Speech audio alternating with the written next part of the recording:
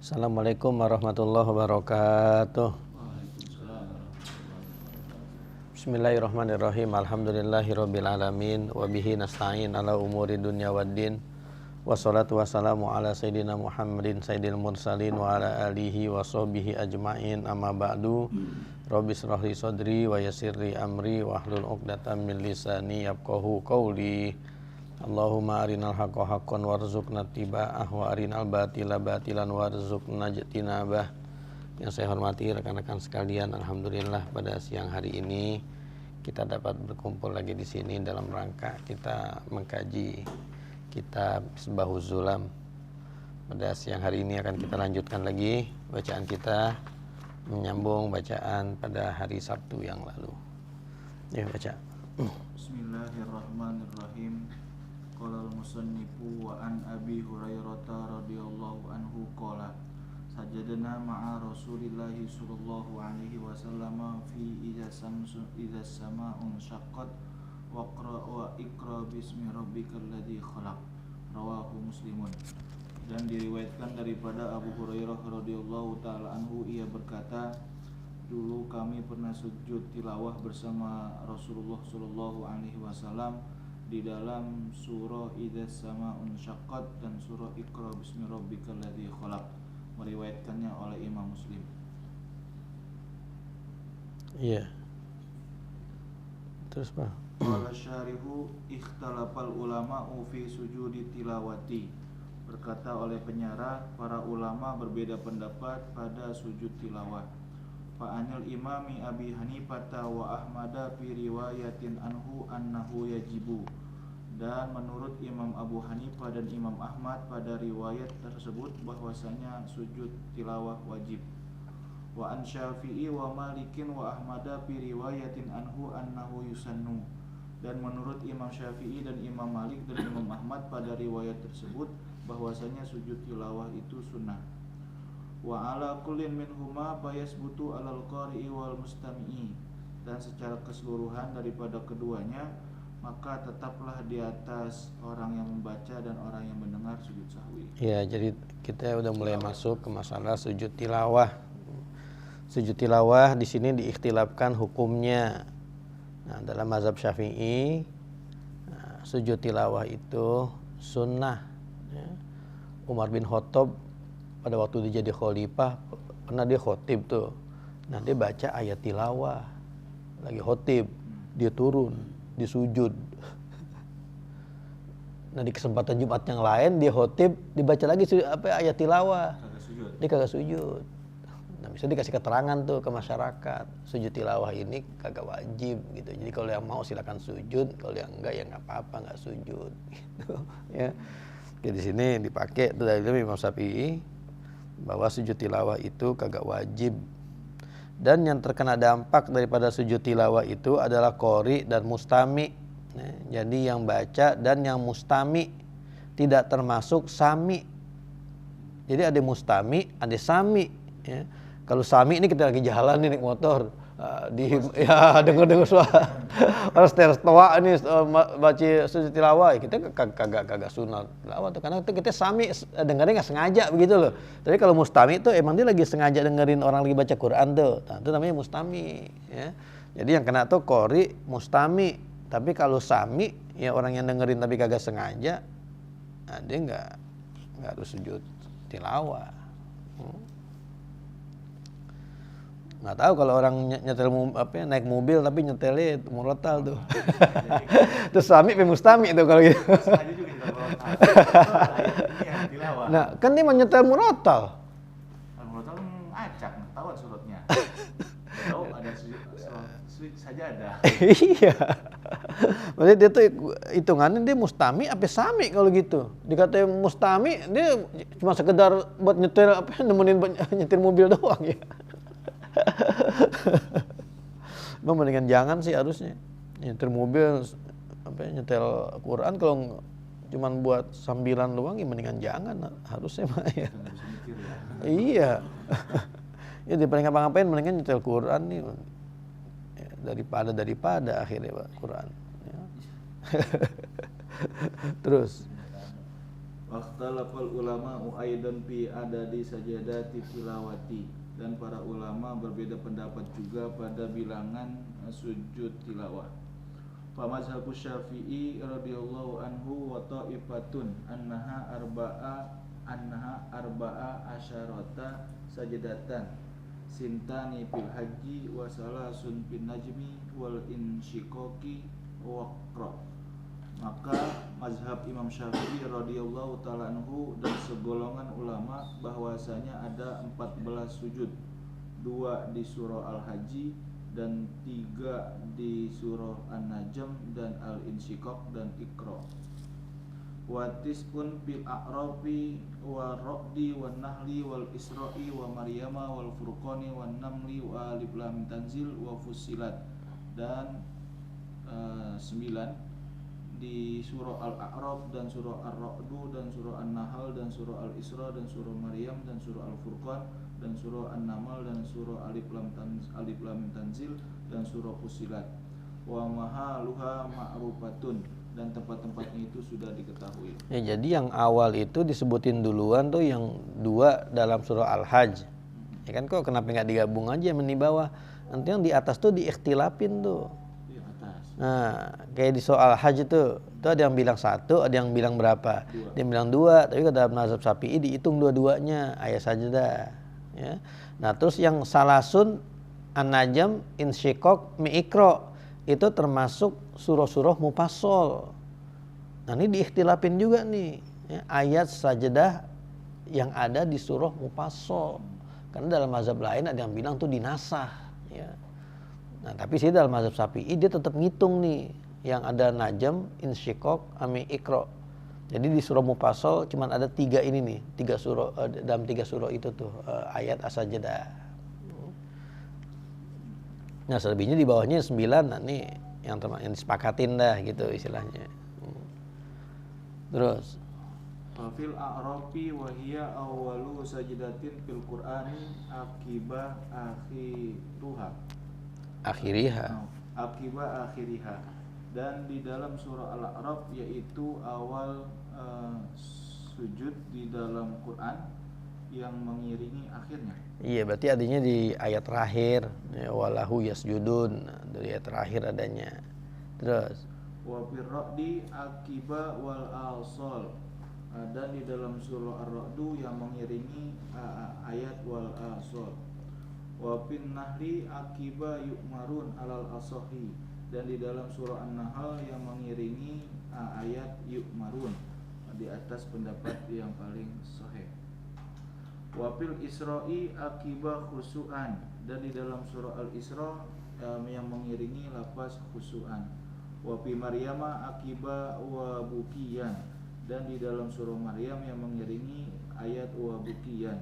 Wa fil Haji al-ula minha akiba ma yasha'u wa saniyatu akiba la'allakum tuflihuna, dan di dalam surah Al-Haji yang pertama diantaranya itu yang mengiringi ayat ma yasha'u, dan yang kedua yang mengiringi ayat la'allakum tuflihun. Wa fil Furqani akiba nufuron, dan di dalam surah Al-Furqan yang mengiringi ayat nufuron. Wa fin Namli akiba al-azimi al-sahihi, dan di dalam surah An-Naml yang mengiringi ayat Al-Azim di atas pendapat yang sahih. Wa fi sajdati akiba la yastakbiruna, dan di dalam surah As-Sajdah yang mengiringi ayat la yastakbirun. Wa fi Fussilat akiba la yasamun alal mu'tamadi, dan di dalam surah Fussilat yang mengiringi ayat la yasamun di atas menurut pendapat kaul mu'tamad. Wa fin najmi akiba akhiriha, dan di dalam surah An-Najm yang mengiringi ayat terakhirnya. Dan di wafil insyiqaqi akiba la yasjudun alal asahi la akhiriha, dan di dalam surah Al-Insyiqaq yang mengiringi ayat la yasjudun berdasarkan ayat pendapat yang paling sahih, bukan yang terakhirnya. Wa fi Iqra akiba akhiriha, dan di dalam surah Iqra yang mengiringi akhirnya. Balati waqa'a fiha khilafun an-namlu, wallati waqa'a fiha khilafun Nah iya, an-namlu wan nahlu. Wan nahlu wa fusilat wal insiqaqu wal baqiyatu la khilafa fiha. Maka yang ada perbedaan di dalamnya yaitu oleh surah An-Naml dan surah An-Nahl dan surah Fusilat dan Insyikaq, dan sisanya itu tidak ada perdebatan padanya. Wa amma Berarti An-Naml mi An-Nahl ini disebut gak tadi? di Oh disebut, malah yang bawah ya. Berarti enggak harus begitu. Yang pertama tuh enggak harus yang diikhtilafkan. Ini ternyata ini An-Nahl mi An-Naml diikhtilafkan juga di sini. Tuh, ya. Justru Iqra enggak termasuk. Tapi nanti kita bakal ketemu hadis yang menunjukkan kalau ayat As-Sajdah yang ada di surah Mufassal itu dinasah. Terus enggak, maksudnya kata akibah akhirihah ini berarti ketika kita lagi baca ayat Quran yang ada lafaz yasjudunnya langsung berhenti sujud? Bukan, kalau akibah akhiriyah tuh berarti di akhir surahnya. Di akhir surahnya. Iya, kayak di surah apa nih? Di surah Wafin Nahli. Mana? Akibah yu'marun al-asohi. Itu kan kalau kita lihat ayat sujudnya itu di ayat 49. Tapi yu'marun itu ayat 50. Berarti itu masih apa tuh? Masih nyambung apa gimana, Pak? Yang di An-Nahl kan akibah yu'marun. Iya. Ya kan akibah yu'marun. Yu'marun akhir ayat bukan? Akhir ayat cuman di ayat 50. Ayat sajadahnya ada di 49. Walillahi yasjudu. Tuh, di kata-kata itu, tapi pas dibaca di sini berarti di yu'marun baru sujud. Bersujud, iya benar, iya. Baru sujud, sama kayak wasjud waqtarib. Sujud baru ya? Sujudnya di mana? Di wasjud atau waqtarib? Di waqtaribnya. Akhir ayat. Di waqtarib. Di waqtarib. Saya pernah dulu ada orang baca Iqra tuh wasjud, sujud, bangun, waqtarib. Oh gitu. Karena gini loh, kalau sujud tilawah tuh gini, jadi kalau kita sujud pas bangun tuh harus baca lagi gitu loh. Bacaan ayat sajadahnya gitu. Enggak, baca ayat lain. Jadi jangan di akhir tuh sujud tilawah, bangun, ruku. jadi nyambung ayat lagi. Ayat setelah ayat sajadah apa surah yang lain? Kan misalnya kan nih, kalau wasjud waqtarib nih, wasjud waqtarib, misalkan waqtarib dia bersujud. Iya. Kan dibangun tuh. Nah ini nggak boleh kalau dia habis itu langsung ruku. Oh, baca surah lagi. Nah baca surah lagi, apa kek misalkan ina atau apa gitu. Makanya mungkin tuh orang ya, imam itu saya pernah ikut, mungkin karena buat ada kaul kayak begitu, ini dia pas wasjud, dia sujud, pas bangun, waqtarib, baru di ruku. Berarti kan nggak nyambung langsung ke ruku gitu loh, habis dari sujud tilawah. Ya. Iya, artinya ketika selesai sujud tilawah berarti lanjutin lagi tuh surah ya. Iya. Oh, surahnya Lanjutan dari itu, iya. Itu atau surah lain. Kalau kiai gimana dulu? Ingat pasti. Hari Jumat. Iqra. Kayaknya dia anu ya, Habis. habis dulu ya, habis dulu. Iya. Kalau kiai habis dulu, waqtarib, Habis. Iya, habis. Tapi lanjutin surah tetap. Enggak. Kagak, Naik. kagak. Naik langsung ruku lagi. Langsung ruku. Iya.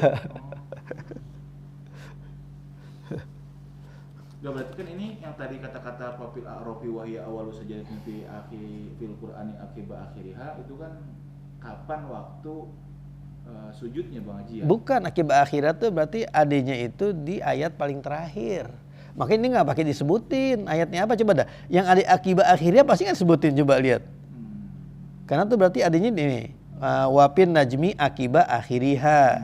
Berarti itu adanya di ayat terakhir. Apa sih ayat terakhirnya? Fasjudu lillahi wa'budu. Oke, kalau yang di paling terakhir dia nggak sebutin ayatnya. Tapi kalau yang nggak akibah akhiriyah disebutin ayatnya tuh. Ini kan coba lihat lagi yang akibah akhiriyah. Pasti kan disebutin ayatnya apa. Wapi ikro akibah akhiriha. Berarti kalau ikro di waqtarib. Berarti ayat yang disebut nih yu'marun berarti nggak seayat dengan ayat sajadah berarti apa gimana? Bukan, berarti kalau yang disebutin dia bukan di akhir surah. Bukan akhir ayat loh, akhir surah. Iya. Jadi akibah akhiriyah tuh akhir surah, bukan akhir ayat. Ya.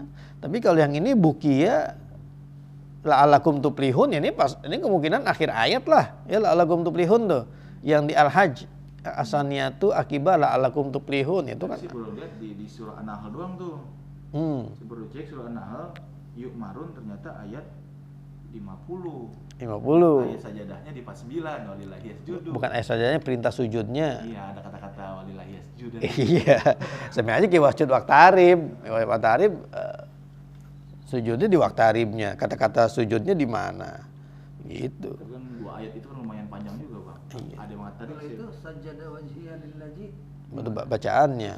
bacaannya. Bacaannya. Bukan ayat Quran itu. Enggak sujud. Sebenarnya sujudnya itu kagak harus di kata-kata Wasjud. wasjudnya. Nah ini la'alakum tuflihun. La'alakum tuflihun mana kata sajadah kagak ubukiyah, mana kata sajadah kagak ada. Ma yasha, mana kata. Jadi nggak harus di kata-kata sajadahnya itu dia sujud. Ya.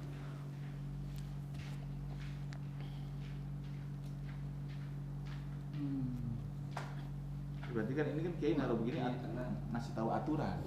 Tahu aturan ya. Aturan apa? Aturan sujudnya. Iya. Ya, aturan sujudnya. Iya. Di surah Al-A'raf berarti di akhir surahnya tuh di Ar-Ra'du berarti lempengan kelar Wal asol, iya. Bil gudui wal asol baru sujud dia. Terus wa amma sajdatu shad falaisat minha bal hiya sajdatu syukrin. Dan adapun ayat sujud di surah Shad maka bukanlah termasuk daripada sujud tilawah, bahkan dia itu sujud syukur. iya, jadi ada dalam surah Shad itu ulama ada berbeda pendapat tuh. Ada yang bilang dia itu sujud tilawah, ada yang bilang dia itu sujud syukur. Kalau memang dia itu sujud syukur, berarti kalau lagi sholat dia nggak usah ngapain, nggak usah sujud. Kan kalau sujud syukur kan ada di luar apa? Di luar sholat, gitu ya. Yang ada di surah Shad apa sih ayatnya? Terus Ia inda qaulihi ta'ala wa kharra raki'an wa anaba, yaitu ketika Allah berfirman di lapas wa kharra raki'an wa anaba. Wa qaunuha syukran ay ala qabuli taubati Dauda min khilafil aula allazi irtaqabahu min babi hasanatil abrari sayyiatil muqarrabina. Dan keadaannya itu adalah bentuk syukur, artinya di atas penerimaan taubatnya Nabi Daud alaihi salam daripada khilaful aula yang telah ia kerjakannya, termasuk daripada bab hasanatil abrar sayyiatil muqarrabin. nah, iya kan ayat itu yang sujud itu Nabi Daud. Wa kharra raki'an wa anab. Kenapa Nabi Daud itu syukur? Karena Nabi Daud taubatnya diapain? Diterima. Nah Rasulullah ngikutin sujud ini. Ini Nabi Daud sujud, akhirnya Rasulullah juga pas wa kharra raki'an wa anab, Rasulullah ngapain? Sujud. Bukan sujud tilawah. Nah, kalau Rasulullah kan, kalau Nabi Daud dia sujud karena kan dia diterima taubatnya. Berarti kan dia bersyukur. Nah, sekarang Rasulullah sujud dalam rangka apa? Tidak. Iya, tidak. Sujud tilawah bukan tuh, begitu.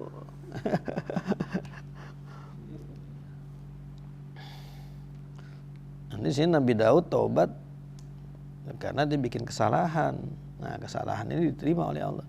Ini ayat ini tentang masalah Nabi Daud dia lagi ibadah tuh di mihrabnya, iz tasawwaru al mihrab. Tiba-tiba ada orang tuh manjat apanya tuh. Manjat mihrab. Ngapain tuh orang berselisih nggak taunya? Haza khosmani, berselisih tuh 2 orang tuh. Bukan dua orang, 2 kelompok karena tasawaru jamak. Berarti yang naik banyak tuh, naik manjat pagar Nabi Daud. Nabi Daud ini lagi sholat, pokoknya lagi ibadah lah ya Allah. Nah, lalu dia ngomong tuh, ini saya punya kambing 99, wali najatun wahidah. Dia kambingnya 99, wali najatun wahidah. Saya punya kambing berapa? 1. Nah kambing saya mau diambil yang 1 ini, 99. Ya, Nabi Daud, oh iya zolim nih begini, nggak boleh ya, saya begini, begitu. Nah itu sih kan jadi berkembang tuh dari tafsiran itu, dari yang masalah itu. Nah, kalau di tafsir-tafsir klasik tuh banyak disebutin kisah masalah Nabi Daud pengen ngambil istri prajuritnya tuh, jenderalnya tuh, si Uria.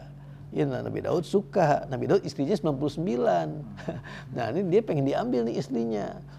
Akhirnya Uria tuh disuruh ikut perang. Maksudnya biar dia mati gitu. Nah kalau dia mati, istrinya mau diapain? Nah, diambil. Cuman tuh kisah Israiliyat. Tapi tuh nyebar di tafsir-tafsir, coba dah. Tafsir klasik kisah itu tuh. Kisah ini, nanti lihat nih masalah tafsiran ini. Yang lin tis'un najatan wa najatun wahida. Tuh nyebar itu kisah itu. Padahal tuh kisah Israiliyat. Artinya nggak mungkin lah. Nabi Daud masa sejahat itu apa? Pengen ngambil istri orang. Wah, ini prajurit kesayangan disuruh perang biar mati. Apa iya Nabi Daud sampai kayak begitu. Apalagi ini ayat diawali dengan pujian-pujian buat siapa nih? Buat Nabi Daud. Ya. Jadi tuh kisah itu Israiliyat. Sampai Sayyidina Ali itu ada di tafsir Baidawi bilang apaan? Pas zaman khalifahnya tuh. Siapa yang nyebarin cerita Nabi Daud yang tentang itu tuh, yang Uria tuh, saya cambuk 160. Dicambuk. Karena dianggap tuh nyebarin kebohongan berarti tentang Nabi Daud.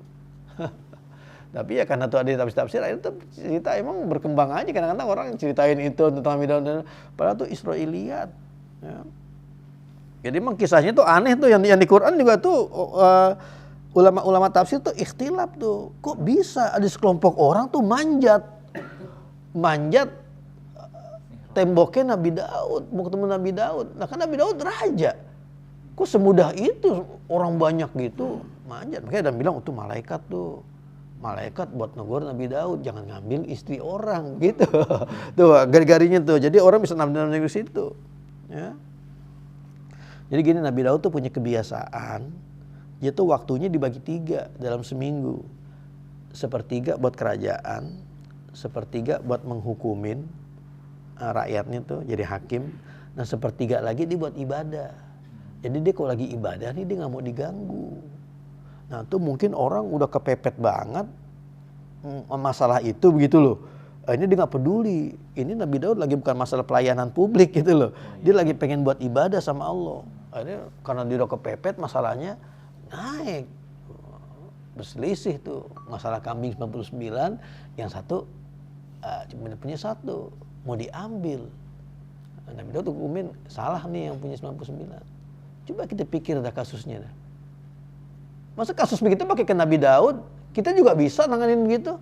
Nah orang punya 99 mau ngambil kambing yang 1, siapa yang salah? Ngapain pakai manjat-manjat mau ketemu Nabi Daud? Manjat begitu. Nah, tapi di sini makanya Nabi Daud dia salahnya di mana begitu? Apa jangan-jangan kan Nabi Daud di ayat itu Nabi Daud langsung bilang, iya kamu salah, ya kamu zolim begitu. Yang 99. Tapi nggak taunya ternyata yang benar itu yang 99. Yang zolim justru yang siapa nih? Yang 1 kambingnya harusnya punya dia 100, diambil dari 1. Dia. Itu Nabi Daud ditegur oleh Allah di situ. Kok baru dengar persaksian dari yang 1 nih, belum dengar dari yang 1 lagi, udah ngapain tuh? Udah ngeluarin keputusan. Kata Rasulullah, kalau ada 2 belah pihak yang bertikai, jangan cuma dengerin dari 1 orang, tapi dengerin lagi dari yang 1. Walaupun itu 1 orang matanya hilang. Oh ini mata saya dicopotin sama dia nih. Ya Rasulullah matanya dicopotin. Jangan langsung begitu. Siapa tahu ntar orang yang 1 matanya dua-duanya hilang. Ini orang lagi. Jadi jangan lihat langsung orang matanya hilang. Wah langsung dia salah nih. Belum tentu katanya. Panggil dulu yang 1-nya. Gitu. Jadi mungkin karena itu tuh mendapat tafsir ulama tuh 1. Nabi Daud salahnya di situ. Atau kemungkinan yang kedua tuh Nabi Daud salahnya di mana? Jadi pas orang itu lompat kan Nabi Daud apa ya? Papazia. Kaget Nabi Daud, kaget. Nah mungkin di situ Nabi Daud tuh nyangka macam-macam gitu loh. Ini orang mungkin pengen ngebunuh dia, mungkin. Nah, iya dia nyangka dia ada suuzon gitu loh. Nah suuzon di situ mungkin salahnya tuh. Iya padahal tuh orang pengen ngapain? Pengen masalah. Jadi memang tegurannya itu mungkin gitu ya. Nabi Daud jangan sepertiga buat ibadah, nggak boleh diganggu. Mungkin jangan begitu kali, kan dia raja. Dia kan, harusnya dia selalu ready gitu loh buat apa itu, buat rakyatnya. Orang ibadah kan bisa aja cobaannya di ibadah gitu loh. Kayak Mu'az aja yang dia sholat terus baca Al-Baqarah, apa kan kata Nabi, apatanun anta. Nah, iya, apakah engkau fitnah? Itu kan bahasanya di ayat ini bahasanya fitnah juga. Nabi Daud sadar bahwasanya dia dipitnah, begitu diuji dalam ibadahnya itu. Harusnya kalau emang orang perlu, wah itu jangan pakai nutup pintu begitu, nutup selama 1/3 minggu nih nggak mau diganggu buat ngapain nih? Buat ibadah lah. Kalau rakyatnya perlu, pengen keputusan pengen apa, nah akhirnya jadi manjat tembok. Walaupun tuh manjat tembok aneh begitu kok, Nabi Daud kan ini raja ya, kok bisa? Iya, kok bisa semudah itu begitu loh, orang bisa manjat tembok. Pendapat kedua nih. Apaan? Ini pendapat yang kedua. Kenapa? Nabi Daud salahnya dari tadi kan, kalau tadi karena apa ngambil keputusan Iya. sepihak dah tuh, Iya. belum dengerin apa-apa udah. Iya. Sekarang ini pendapat ulama yang kedua ini. Iya, yang kedua tuh ini dia jadi apa itu suuzon gitu loh. Jadi pas orang manjat tuh dia nyangkanya tuh orang mau ngapain? Mau ngebunuh dia. Padahal kan zaman dia kan nabi-nabi Bani Israil kan emang banyak dibunuh kaumnya sendiri. Jadi wajar aja dia kaget begitu kan, Papa Zia bahasanya yang kaget.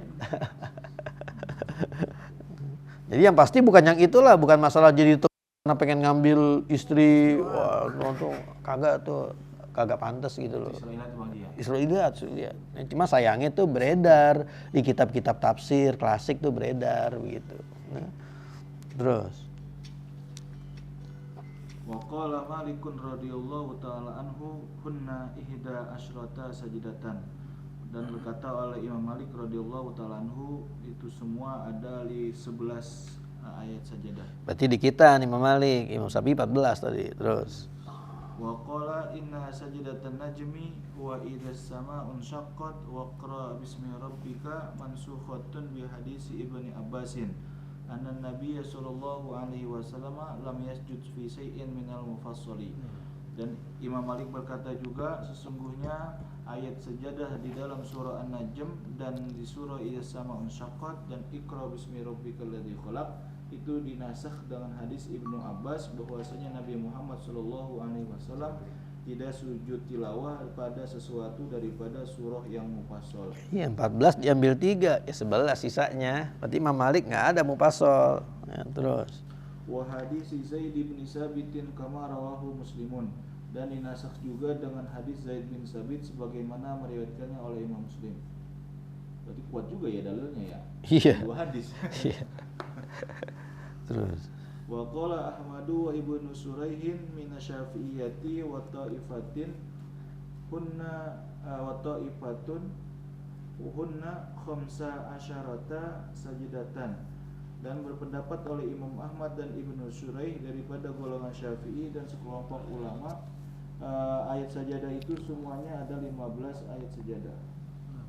15. Nambah lagi. Wa asbatu al-jami'a, dan mereka menetapkan semuanya. Wa mawadi'us sajadati ma'rufatun, dan tempat-tempat ayat-ayat sajadah itu telah diketahui. Cuman kita yang belum pernah kita lakuin tuh komparasi nih Quran yang cetakan Indonesia sama yang cetakan Saudi tuh. Ayat sajadahnya sama gak jumlahnya? Kita nggak pernah ya kayak gitu ya.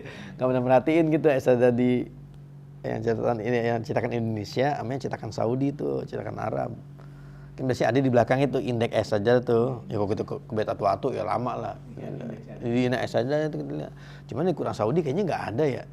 Nggak ada indeksnya dia. Kalau dia ditandain. Iya maksudnya di ininya adanya. Di indeks nggak ada. Nggak ada indeksnya nggak ada. Jadi mesti lihat atu gitu ya. Lempengan ayat sajadah tuh ada merahnya, ada tandanya. Tapi Quran di sana juga ada yang khusus yang buat yang resmi, dari ada stempel kerajaan. Iya. Ada yang nggak resmi. Iya. Gitu. Oh, percetakan bukan percetakan kerajaan berarti. Iya. Iya tapi kan dia ngikutin cetakan kerajaan. Nggak tahu itu masuknya ilegal apa gimana gitu.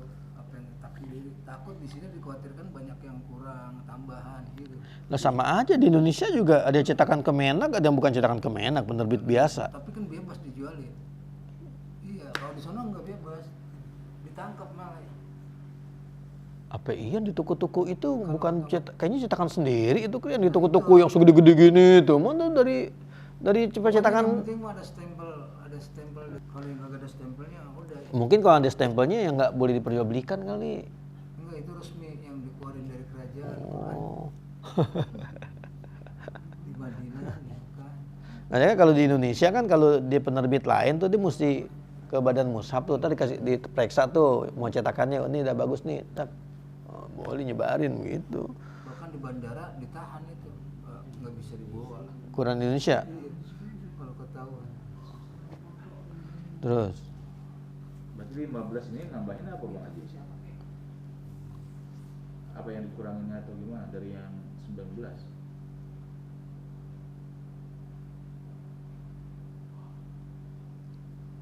oh nambahin anu kali tuh yang Fusilat, Sajdah Sod yang tadi yang Daud yang iya. Waqala Abu Hanifah radhiyallahu anhu hunna arba'a asyarata sajdatan asbata sajdati al-mufassalah sajdatil mufassali wa sajdata sad wa asqata asaniyata minal haji. Dan berpendapat oleh Imam Abu Hanifah radhiyallahu taala anhu itu semua ada 14 ayat sajadah. Ia menetapkan ayat sajadah surah Mufassal dan ayat sajadah surah Shad dan menggugurkan ayat yang kedua dari surah Al-Haji. Ya, haji kan ada 2 tadi. Ya, terus. Fal hadisu dalilun li Syafi'i wa Abi Hanifah wa Ahmad wa ghairihim ala subuti sajadati fil mufassali. Maka hadis itu menunjukkan bagi Imam Syafi'i dan Imam Abu Hanifah dan Imam Ahmad dan selain mereka di atas tetapnya ayat-ayat sajadah di surah Mufassal. Waqad haqqaqal Imamu Malikun anna sajadati fil mufassali mansukhatun bi hadisi Ibnu Abbasin kama taqaddama. Dan sungguh telah mentahqiq oleh Imam Malik bahwasanya ayat-ayat sajadah di dalam surah Mufassal itu dinasakh dengan hadis Ibnu Abbas bagaimana telah terdahulu. Ya, jadi begitulah ya tilawah, ada yang bilang sunnah, ya, ada yang bilang wajib. Kadang-kadang ada orang yang nyuruh wajib tuh bilangnya apa? Ada ayat gini, wa iza quri'a alaihimul qur'anu la yasjudun. Kok itu enggak sujud? Enggak usah sujud dong. Kan di Quran ada itu. Ya tuh wa iza quri'a alaihimul qur'anu la yasjudun. Yasjudun ini bukan yasjudun sujud begitu, bukan. Sujud itu artinya tunduk, begitu bukan tunduk, bukan sujud begitu. Kan di situ kan wa iza alaihimul qur'anu, Quran. Bukan ayat apa? Ayat sajdah. Terus Qala al-musannifu wa an Ibni Abbas radhiyallahu anhuma qala sad laysat min azaimi wa qad ra'aitu Rasulullah sallallahu alaihi wasallam yasjudu fiha rawahul Bukhari. Dan diriwayatkan daripada Abdullah bin Abbas radhiyallahu taala anhuma ia berkata, dalam surah Shad bukanlah termasuk daripada azimah untuk sujud, dan sungguh aku melihat Rasulullah sallallahu alaihi wasallam sujud pada surah Shad. Diriwayatkannya oleh Imam Bukhari. Qala syarihu qauluhu Shad laysat min azaimi sujudi qala al-Qastalani ay laysat minal ma'muri biha. Berkata oleh penyarah, ucapannya lafaz Shad laysat min azaimi sujudi berpendapat oleh Imam Al-Qastalani artinya bukanlah yang diperintahkan dengan sujud. Wal azmu fil asli aqdul qalbi ala syai'i sumastumila fil amril mahtumi. Maka bermula al azmu itu ada makna asalnya terikatnya hati di atas sesuatu kemudian diamalkan dengan perkara yang pasti, yang wajib. Jadi azimah itu maknanya wajib. Ya, makanya laisat min azaimis sujudi, tidak termasuk sujud-sujud yang wajib. Ya.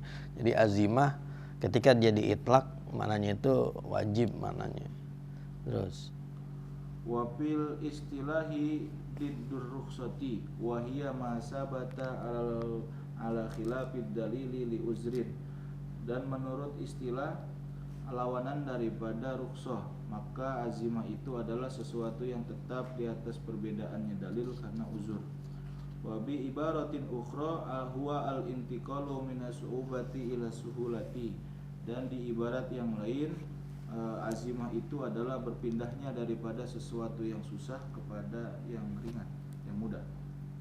Qauluhu wa qad ra'aitu Rasulullah sallallahu alaihi wasallam yasjudu fiha wa innama sajada an-nabiy sallallahu alaihi wasallam muwafaqatan li akhihi Daud alaihi salam. Ucapannya lafaz wa qad ra'aitu Rasulullah sallallahu alaihi wasallam yasjudu fiha, dan hanya saja Nabi Muhammad SAW sujud karena mengikuti bagi saudaranya Nabi Daud alaihi salam. Wa bin Nasa'i anna Nabiy sallallahu alaihi wasallam qala sajadaha Daudu taubatan wa nasjuduha syukran. Dan di dalam riwayat Imam Nasa'i bahwasanya Nabi Muhammad sallallahu alaihi wasallam bersabda, sujudnya Nabi Daud sebagai tobat dan kami sujudnya sebagai syukur. Iya, berarti tadi salah tuh, Daud sujud bukan karena dia bersyukur, bukan, tapi karena apa? Karena taubat. Nah, terus Rasulullah disujud dalam rangka bersyukur. Terus Fal hadisul lazi rawahu an-Nasa'i mustanidu Syafi'i anna sujuda fi sad syukran la tilawatan wa taqaddama al-khilafu fi zalika. Maka hadis yang meriwayatkannya oleh Imam Tirmizi menjadi sumber bagi Imam Syafi'i bahwasanya sujud pada surah Shad sebagai syukur bukan sebagai tilawah. Dan telah terdahulu perdebatan pada masalah itu. Fa idza sabata anna sujuda Shad syukran yustahabbu sujudu laha kharija sholati wa yuhramu fiha. Wa yahrumu fiha. Lianna sujuda syukri la yusra'u fi sholati. Maka apabila tetap bahwasanya sujud di dalam surah Shad sebagai syukur, maka disunahkan sujud baginya di luar sholat dan haram di dalam sholat. Karena bahwasanya sujud syukur tidak disyariatkan di dalam sholat. Fa in sajada fiha aliman bitahrimiha batalat sholatuhu. Maka jika sujud di dalam sholat, sujud syukur di dalam sholat, hal keadaannya tahu dengan keharamannya, maka batal sholatnya. Bekhilafi fi'liha sahwan au jahlan. Berbeda dengan yang melakukannya itu karena lupa atau enggak tahu. Walau sajadaha imamuhu bi'itiqadin minhu anna sujuda Shad minatilawati kahanafiyin masalan fala yatba'uhu bal yufariquhu. Dan kalaulah imamnya sujud dengan meyakini daripadanya bahwasanya di dalam surah Shad termasuk daripada sujud tilawah seperti golongan Hanafi contohnya, maka tidak boleh mengikutinya, bahkan muparokoh saja. Ya, kan jelas kalau dia tahu imamnya itu beda, udah dalam masalah yang baca kagak, ya, itu makmum harus ngapain? Ya harus muparokoh. Nah, ini kan cuma masalah sujud doang ya. Nah, karena dia kalau dalam mazhab Syafi'i surah Shad ini bukan termasuk sujud tilawah, sujud syukur. Nah, kalau dia sujud di situ berarti sholatnya apa? Batal orang dia yakin itu sujud syukur nggak boleh dilakuin di dalam apa, di dalam sholat. Nah, jadi di sini bal yuparikuhu, tapi muparoko. Berarti kalau kita lihat di sini ini termasuk yang kalau beda dengan imam tuh muparoko, jadi bukan nungguin, kan bisa aja nungguin ya. Kalau dia sujud nih, kan kita bisa nungguin dulu, kita baru bareng lagi. Tapi ini enggak nih, berarti ini di sini dia ngambil dalilnya yang emang kalau udah begitu ngapain tuh muparoko. Ya, sama kayak kemarin yang saya bilang kalau imamnya udah 5, makmum kan punya 2 pilihan, dia muparoko atau dia nungguin imam. Nah kalau dipakai pendapat yang ini nih berarti udah nggak ada istilah nungguin imam, berarti dia harus ngapain tuh muparoko. Ya. Adanya gini, yang muparoko berarti dia ngaji, yang kagak muparoko berarti dia kagak ngaji. Kagak kan dia justru orang tuh kalau yang dia ngaji, maksudnya gitu loh, kalau muparokoh tuh lebih umum gitu loh ilmunya dibanding orang yang pakai nungguin tuh lebih jarang orang tahu gitu, lebih nungguin dulu gitu. Itu justru yang ngaji justru yang nungguin dulu. Kalau muparokoh mah termasuk udah umum lah, sudah sampai muparokoh, beda muparokoh. Logis lagi ya. Iya. Ini kagak akur sama gue, udah muparokoh aja dah. Emang kalau muparokoh gitu dia dapat pahala jamaah nggak sih ya? Udah dapat. Hah? Udah dapat. Iya, kalau dia muparokoh kayak di akhir nih. Ya tadi kan sayang dari akhir dia muparokoh tuh dapat pahala jamaah apa kagak? Hitungnya ruku dapat. Kan ketika dia muparokoh dia berarti udah nggak jadi imam, nggak jadi makmum lagi statusnya. Iya. Nanti kalau dia sampai muparokoh pahalanya nggak dapat, jadi sayang. Mendingan dia selamatin. Jadi diselamatin jadi batal. Iya. Nah kalau gitu dengan dia ngulang lagi sholatnya ntar jamaah lagi ya. Iya biar dapat kalau dia pengen dapat 20 derajat gimana? Dapat kali insya Allah ya.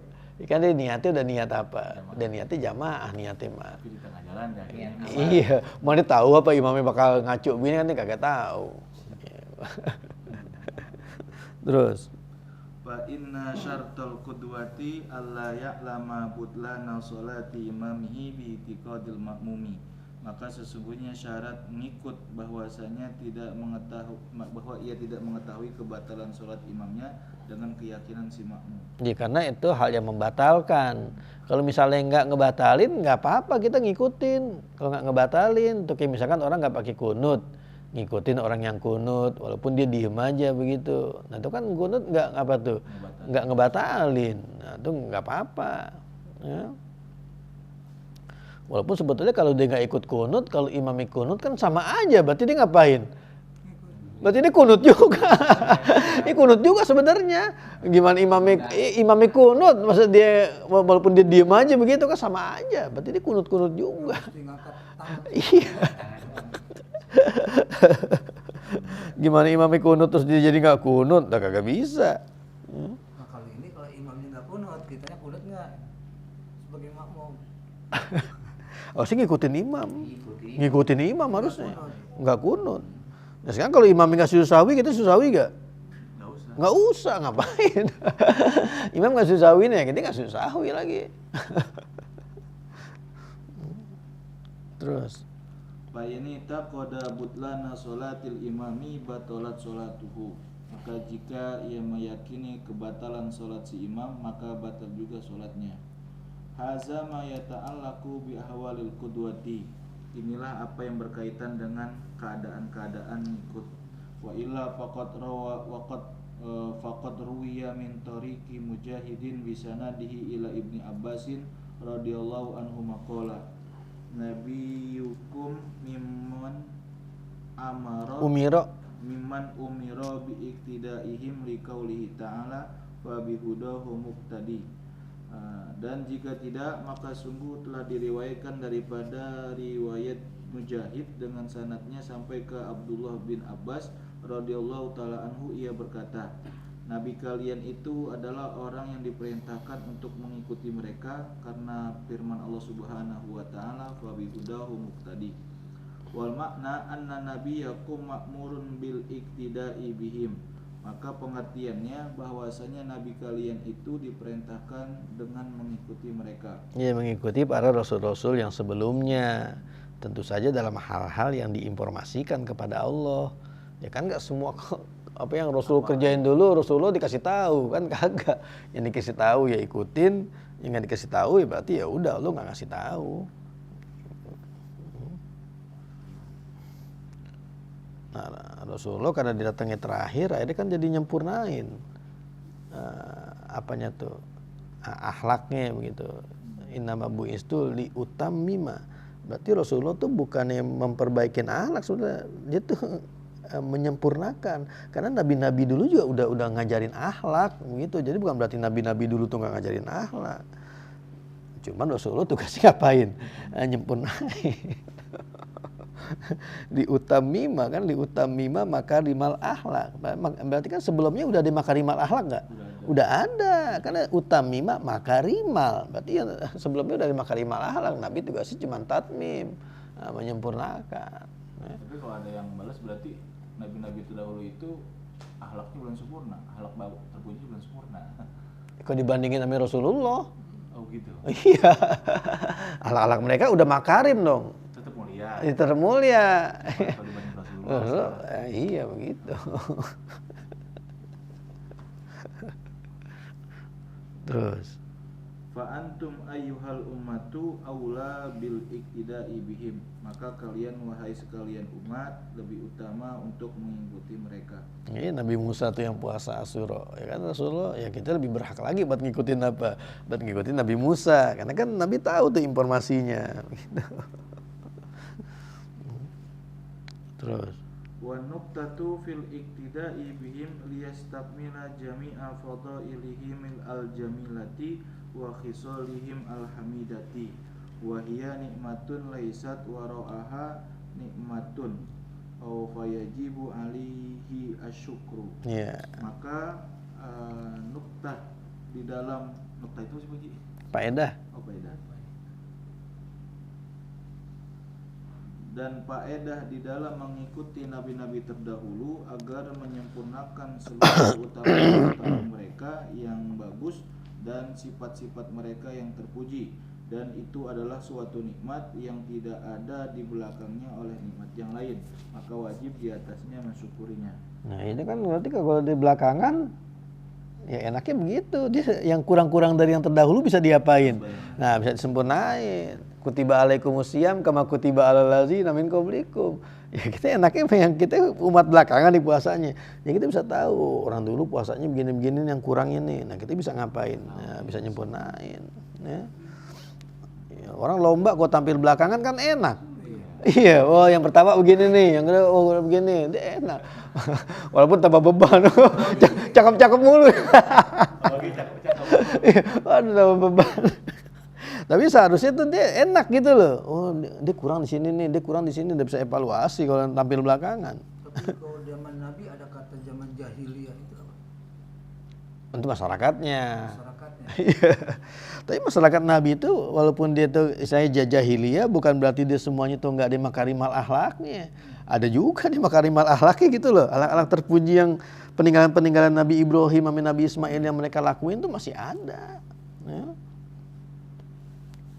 Terus wa bihaza takriri sabatat masyru'iyatu sujudi fi sad syukran inda Syafi'i wa tilawatan inda Abi Hanifah. Dan dengan ini uraian telah tetap syariat sujud di dalam surah Sad karena syukur menurut Imam Syafi'i dan tilawah menurut Imam Abu Hanifah. kita lihat aja Quran cetakan Saudi nih. Ya, pas surah Sad ini dia tandanya yang anab nih. Wa kharrakan wa adab dia tandanya ayat sajdah. Kalau di ayat sajdah ya berarti dia ngikutin ini bukan ngikutin mazhab Syafi'i gitu. Ya belum tentu juga kan dia Hambali ya. Saudi kan Hambali ya. Ini bukan Abu Hanifah bukan. Abu Hanifah no Baghdad kali no Hanafi. Terus Wa fil hadisi anna sujuda fi sad laisa min azaimihi. Dan di dalam hadis tersebut bahwasanya sujud di dalam surah As-Sad bukanlah termasuk daripada azimah, kewajiban. Dan waqad bayantul